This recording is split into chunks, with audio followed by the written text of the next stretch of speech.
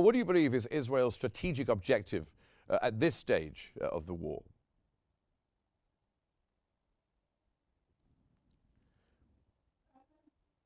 Are you there, Dr. Osman?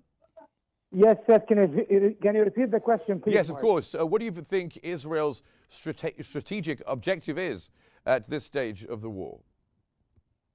I think that now the strategic objective of Netanyahu and his government right now, especially the ultra-right-wing component of his government, is to stall as long as possible until he can control about 75% of the Gaza Strip. Right now, Netanyahu or the Israelis control about 65% or a bit more of the territory of the Gaza Strip. They seek to depopulate this entire area and limit the existence of the Gaza population to a very narrow strip of land near the coast, including in the so-called humanitarian city down south in Rafah, which will be basically one of the largest concentration camps in the world since Auschwitz, something that is unprecedented in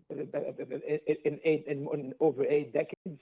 And it's rather ironic that a country that calls itself the Jewish state will inflict upon the Palestinians what has been inflicted upon the Jews of Europe by the Nazis, unfortunately. I think Netanyahu's endgame is paving the way during a ceasefire or even a prolonged ceasefire or truce for the idea of the forced displacement of Palestinians under the guise of voluntary departure or voluntary relocation.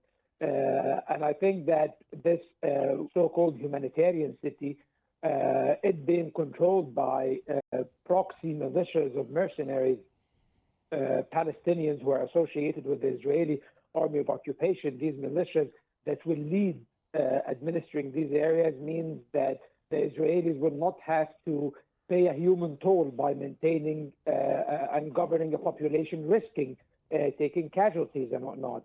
So it seems that there is an end game, and I think that the end game is Netanyahu is trying to postpone the ceasefire for a week or two until he can control the areas of Gaza he wants to control and permanently depopulate them. And it seems that the United States is on board with Israel on that. What Trump seems to be asking Netanyahu is to expedite the matter, to make it faster, because he wants to de-escalate tensions in the region, because he has a fish to fry in other parts of the world.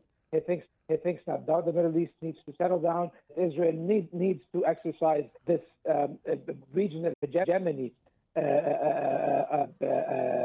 supported by the United States. And I think that this is the Trump vision